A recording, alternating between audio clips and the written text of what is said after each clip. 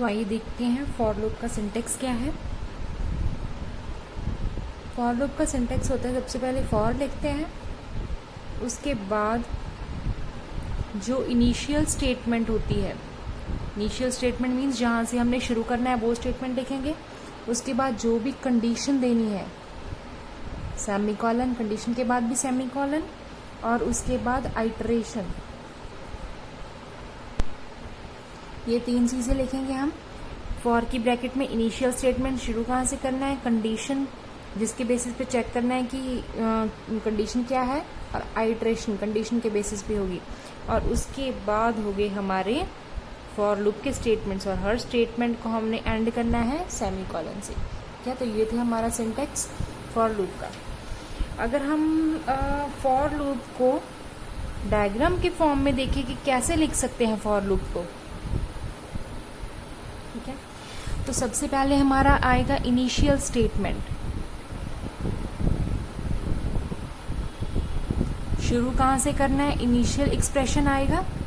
उसके बाद जो भी हमारा टेस्ट या फिर कह सकते हैं कंडीशन का एक्सप्रेशन आएगा। टेस्ट या कंडीशन के हमेशा 2 रिजल्ट्स होते हैं, या तो फॉल्स हो सकता है या हो सकता है ट्रू। अगर हमारा कंडीशन ट्रू है तो जो हमारे लूप का बॉडी है, फॉर लूप का बॉडी है, वो चलेगा, ठीक है।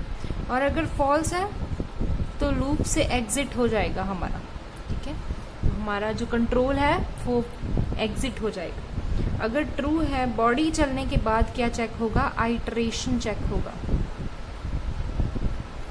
आइटरेशन होगी कि इंक्रीमेंट करना है कि डिक्रीमेंट करना है, और फिर उसके बाद क्या है, कंडीशन चेक होगी। तो कंडीशन बार बार चेक होगी, जब तक कंडीशन ट्रू है उतनी देर तक हमारी बॉडी चलेगी, फिर इंक्रीमेंट होगा या डिक्रीमेंट होगा, ठीक है। उसके बाद फिर कंडीशन चेक होगी, जब तक कंडीशन फॉल्स नहीं हो जाती तब तक ये हमारा लूप चलता रहेगा, ठीक है। जब कंडीशन फॉल्स हो गई ये एग्जिट कर देगा। तो ये फॉर कैसे एग्जीक्यूट करता है उसका ये डायग्राम है, ठीक है।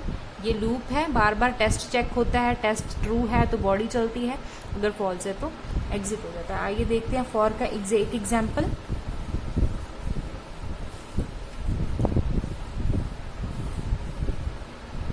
अगर हमने नंबर्स प्रिंट करने हैं 1 to 10 तो उसके लिए फॉर कैसे लिखते हैं, ठीक है। तो सबसे पहले हमारा प्रोग्राम होगा hash include studio.h header files को इंक्लूड करेंगे, कोनियो और स्टूडियो हेडर फाइल को, ठीक है। इन हेडर फाइल्स में क्या है, फंक्शंस की डेफिनेशन होती है। उसके बाद हमारा आएगा वॉइड मेन फंक्शन आएगा। मेन फंक्शन में हमारी सारी कोडिंग होगी। इसमें हम एक इंटीजर डाटा टाइप का वेरिएबल लेते हैं आई नाम का, ठीक है।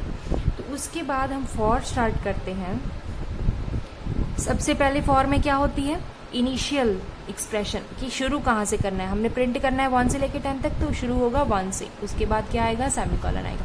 उसके बाद कौन सा स्टेटमेंट होती है, कंडीशन होती है कि कहाँ तक हमारा लूप चलना चाहिए। हमारा लूप कहाँ तक चलना चाहिए, 10 तक चलना चाहिए, तो आई हमारी कहाँ तक चेक होनी चाहिए, 10 तक चेक होनी चाहिए। उसके बाद फिर से क्या आएगा, सेमीकोलन। उसके बाद कौन सा स्टेटमेंट आएगा, आइटरेटिव स्टेटमेंट। आइटरेटिव स्टेटमेंट क्या था, इंक्रीमेंट या डिक्रीमेंट। यहाँ पे हमने एक इंक्रीज करना है तो हम आई प्लस प्लस इंक्रीमेंट लिखेंगे, ठीक है। ये हमारा फॉर था, और उसमें उसके अंदर क्या है, हम स्टेटमेंट्स लिखेंगे। स्टेटमेंट क्या है, हमने प्रिंट करवाना है 1 से 10। प्रिंट किस चीज को करवाना है, आई को, तो उसके लिए हम लिखेंगे प्रिंट एफ %d, क्योंकि इंटीजर डाटा टाइप है हमारा, कॉमा कौन सी चीज को प्रिंट करना है, आई को प्रिंट करना है, ठीक है। तो ये हमारा फॉर का लूप था, उसमें गेट ch आएगा और मेन फंक्शन खत्म। तो ये था हमारा प्रिंट करना है। तो ये सबसे पहले क्या होगा, i is equal to 1, i is equal to 1 set हो गया, मतलब इसके लिए कंडीशन चेक होगी, लेस देन 10 है, ट्रू है, तो ये स्टेटमेंट चलेगा। स्टेटमेंट क्या करेगा, प्रिंट i, तो 1 प्रिंट हो जाएगा। इसी तरह से 2 प्रिंट होगा, 3 प्रिंट होगा, 4 5 6 7 8 9 10। जब 10 प्रिंट हो गया, i इक्वल टू अब हमारा 10 है, ठीक है। i इक्वल टू 10 है, कंडीशन चेक होगा i less than equal to 10, ठीक है। ट्रू है कंडीशन, i प्लस प्लस हो जाएगा, i की वैल्यू अब क्या होगी 11 होगी, और ये स्टेटमेंट 10 के लिए चलेगा, 10 प्रिंट हो गया। अब i की वैल्यू 11 है, कंडीशन चेक होगी फॉल्स, कंडीशन ये है i less than equal to 10, but condition false है तो की का होगा लूप से बाहर आ जाएगा, ठीक है। तो हमारा कहाँ तक प्रिंट होगा 10 तक प्रिंट। ये था हमारा फॉर लूप। इसके बाद हम डिस्कस करते हैं nested for loop. Nested for loop का मतलब क्या होता है, लूप के अंदर लूप हो। अगर नेस्टेड बेसिकली कब होता है, जब लूप के अंदर लूप हो। नेस्टेड फॉर लूप के अंदर फॉर लूप हो।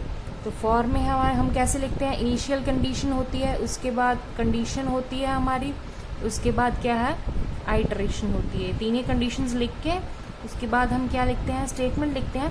तो स्टेटमेंट के अंदर अगर कोई और फॉर लूप है तो उसे हम लिख सकते हैं initial statement, then condition, again then iteration लिख के उसके अंदर हम स्टेटमेंट्स डालते हैं, तो ये हमारा नेस्टेड फॉर लूप होगा, ठीक है। इसका हम एग्जांपल देखते हैं।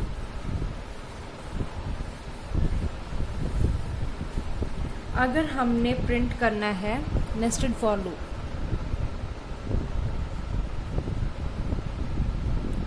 अगर हमने कोई वैल्यू प्रिंट करनी है 1 1 2 1 2 3 1 2 3 4, हमने ये प्रिंट करना है इस फॉर्म में, पैटर्न में, ठीक है। तो इसके लिए हम क्या करेंगे, नेस्टेड फॉर लूप यूज करेंगे। तो हम अगर मेन फंक्शन से शुरू करें तो हमारा कोड क्या होगा,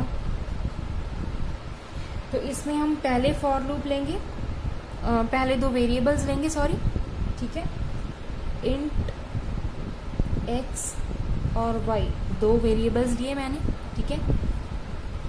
फॉर x को शुरू किया मैंने 1 से, ठीक है, 1 से शुरू हो, ठीक है, चले कहाँ तक 5 तक चले, ठीक है। x जो मेरा है वो ये 1 2 3 4 5 तक चले, ठीक है। और ये क्या है, इंक्रीमेंट हो रहा है, एक एक इंक्रीज हो रहा है, तो इंक्रीमेंट लिखेंगे। इसके अंदर क्या है, एक और फॉर लूप आएगा y किस चीज़ के लिए, 1 2 3 4 5 5 रोज है मेरी, तो उसके लिए ये y शुरू कहाँ से हो हमारा 1 से, ठीक है। अब y की कंडीशन क्या है, पहली रो में x इज इक्वल टू 1 है, तो प्रिंट भी एक ही अक्षर हुआ है, ठीक है। दूसरी रो में x कहाँ तक जाता है 2 तक, और प्रिंट भी 2 ही अक्षर हुए हैं। ये तीसरी रो है, तो तीसरी रो में 3 अक्षर प्रिंट हुए हैं, चौथी में 4, पांचवी में 5। तो ये y क्या है, x पे डिपेंड करता है, ठीक है। तो हम लिखते हैं y less than equal to x and y को हमेशा इंक्रीमेंट करता रहे, ठीक है। तो इसके अंदर हम स्टेटमेंट लिखेंगे, प्रिंट करना है, प्रिंट f, ठीक है। तो प्रिंट क्या करवाना है, y को प्रिंट करवाना है हमें, ठीक है। 1 2 3 4 5 ये y प्रिंट हो रहा है, ठीक है। और ये x क्या है, नंबर ऑफ रोज हैं कि x ये रो है, फर्स्ट रो है, सेकंड रो है, थर्ड रो है, फोर्थ रो है, फिफ्थ रो, ठीक है। उसके बाद एक न्यू लाइन, क्योंकि हर एक रो के बाद क्या है, नई लाइन शुरू हो जाती है, तो नई लाइन के लिए हम क्या यूज करते हैं, printf /n, \n, इसको हम क्या है \n बोलते हैं, न्यू लाइन के लिए यूज करते हैं, ठीक है। यहाँ तक हमारा कोड खत्म होता है, गेट ch, ठीक है। तो इसकी आउटपुट क्या है, ये आएगी हमारी आउटपुट, ठीक है। तो ये था हमारा नेस्टेड फॉर लूप। इसके आगे हम डिस्कस करते हैं वाइल लूप। वाइल लूप क्या होता है,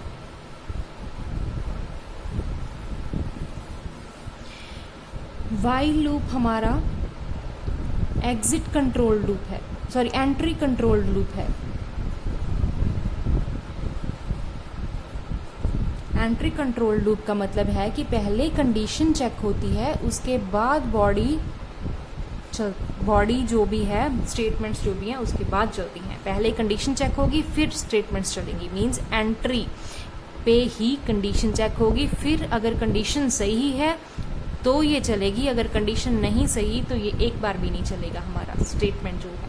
ठीक है, तो इसका सिंटेक्स क्या है, लिखते कैसे हैं वाइल लूप को, वाइल उसके अंदर कंडीशन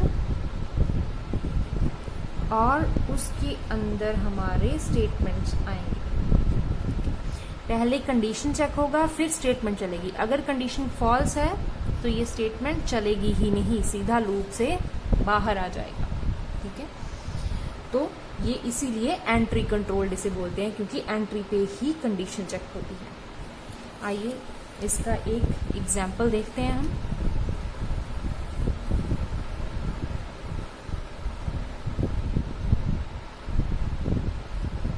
तो प्रिंट नंबर 1 to 5 प्रिंट करना है। ठीक है, पहले हम हेडर फाइल्स को इंक्लूड करेंगे, उसके बाद मेन फंक्शन आएगा। इसमें हम क्या है, इंट ए इनिशियलाइज, यहाँ पे ही इनिशियलाइज कर दिया, क्योंकि वाइल में सिर्फ आप कंडीशन देते हैं, इनिशियलाइज नहीं देते जैसे फॉर में होती है, तो यहाँ पे ही हमने इनिशियल दे दिया। उसके बाद क्या है, वाइल में कंडीशन चेक होगी, ए कहाँ तक चलना चाहिए हमारा, 5 तक चलना चाहिए, तो while a less than equal 5। उसके बाद स्टेटमेंट क्या करना है, काम क्या करना है, प्रिंट करना है, तो स्टेटमेंट क्या होगा हमारा, प्रिंट एफ। इंटीजर है तो यहाँ पे आएगा %d, कॉमा, प्रिंट क्या करना है, ए को करना है, सेमी कॉलन। ठीक है, इसमें एक और चीज लिखनी है, इनिशियलाइजेशन यहाँ पे हो गया, इनिशियल वैल्यू, कंडीशन इसमें वाइल में चेक होगी, हमारा क्या रह गया, आइटरेशन रह गया, आइटरेशन भी हम स्टेटमेंट में ही, बॉडी में ही लिखेंगे। तो आइटरेशन क्या होगा, ए को इंक्रीज करना है मैंने, तो a++ लिख देंगे। ठीक है, तो ये हमारा प्रोग्राम था। ठीक है, इसका आउटपुट क्या होगा, आउटपुट इसका होगा 1। सबसे पहले क्या है, a = 1 है, इनिशियल है। उसके बाद प्रिंट होने से पहले कंडीशन चेक होगी, कंडीशन सही है तो ये स्टेटमेंट चलेगा, अगर कंडीशन नहीं सही तो ये स्टेटमेंट चलेंगे ही नहीं। तो सबसे पहले कंडीशन चेक होगा, a = 1, कंडीशन ट्रू है तो ये चलेगा, मींस 1 प्रिंट होगा, हमारा प्रिंट वाला स्टेटमेंट चलेगा। उसके बाद a इंक्रीमेंट होगा, a की वैल्यू क्या हो जाएगी, 2 के लिए फिर से कंडीशन चेक होगा, कंडीशन ट्रू है, प्रिंट का स्टेटमेंट चलेगा, 2 प्रिंट होगा। इसी तरह से 3 प्रिंट होगा, इसी तरह से 4 प्रिंट होगा। जब 4 प्रिंट हो गया तो a++ होगा, मींस अब a का वैल्यू क्या हो जाएगा, 5, तो 5 के लिए कंडीशन चेक होगा, 5 के लिए कंडीशन ट्रू है तो प्रिंट हो जाएगा, 5 प्रिंट हो गया। ठीक है, उसके बाद a की वैल्यू क्या हो गई, 6 के लिए कंडीशन चेक होगा, फॉल्स है, कंडीशन फॉल्स है तो लूप के बाहर। ठीक है, तो कितने प्रिंट हो गए हमारे, 1 2 3 4 5 प्रिंट हो जाएगा। ठीक है, इसके बाद हम देखते हैं do while statement. Do while statement में क्या है, डू वाइल स्टेटमेंट हमारी क्या है, एग्जिट कंट्रोल्ड है।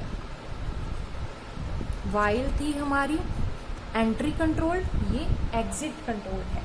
तो इसका क्या मतलब है, सबसे पहले एक बार बॉडी चलेगी, उसके बाद कंडीशन चेक होगी। एक बार बॉडी चलेगी उसके बाद कंडीशन चेक होगी, लेकिन वाइल में क्या था, पहले कंडीशन चेक होगी फिर बॉडी चलेगी। ठीक है, तो एक बार तो ये क्या है, डू वाइल में क्या होगा, एटलीस्ट 1 टाइम तो हमारी स्टेटमेंट्स जो हैं वो एग्जीक्यूट होंगी ही होंगी, चाहे कंडीशन ट्रू है चाहे फॉल्स है, क्योंकि कंडीशन है तो बाद में चेक होना है। एक बार हमारी बॉडी चलेगी उसके बाद कंडीशन चेक होगी, अगर ट्रू है तो फिर से बॉडी चलेगी, अगर फॉल्स है तो लूप से बाहर हो जाएगा। ठीक है, इसका सिंटेक्स कैसे लिखते हैं, इसका सिंटेक्स है, सबसे पहले डू, जो भी स्टेटमेंट्स हैं हमारी, हर एक स्टेटमेंट के बाद सेमीकोलन आएगा। डू में सबसे पहले स्टेटमेंट लिखेंगे, उसके बाद वाइल में क्या है हमारी कंडीशन आएगी। इसमें कंडीशन मीन्स पहले बॉडी एक बार चलेगी फिर कंडीशन आएगी, फिर से अगर कंडीशन ट्रू है तो ये स्टेटमेंट्स चलेगी। ठीक है, इसका हम एग्जांपल देखते हैं।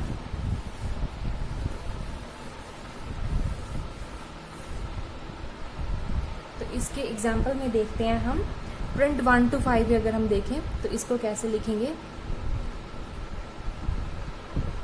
हमने इंटीजर इनिशियलाइज किया 1 को, उसके बाद क्या है डू में ही हम जो काम करवाना है, क्या काम करवाना है, प्रिंट ऑफ करना है, किसको %d इंटीजर है और किसको प्रिंट करना है, a को प्रिंट करना है, a को इंक्रीमेंट कराना है a के। उसके बाद हम वाइल में क्या है हमारा कंडीशन लिखेंगे, कंडीशन क्या है 5 से कम होना चाहिए, a less than equal to 5, तो वाइल में हमारा कंडीशन होगा। उसके बाद क्या है हमारा गेट ch एंड, तो ये हमारा डू वाइल का लूप। इसका आउटपुट क्या होगा, सबसे पहले a is equal to 1 set हो गया, a is equal to 1 set हो गया, लेकिन सबसे पहले स्टेटमेंट चलेंगी फिर कंडीशन यहाँ पे चेक होगी। तो एक बार स्टेटमेंट चल गई 1 प्रिंट हो गया, मीन्स अगर कंडीशन फॉल्स भी है तो ये एक बार 1 प्रिंट होएगा ही होएगा, ठीक है। अगर इसके बाद कंडीशन चेक करते हैं, कंडीशन ट्रू है तो फिर से हमारा लूप चलेगा।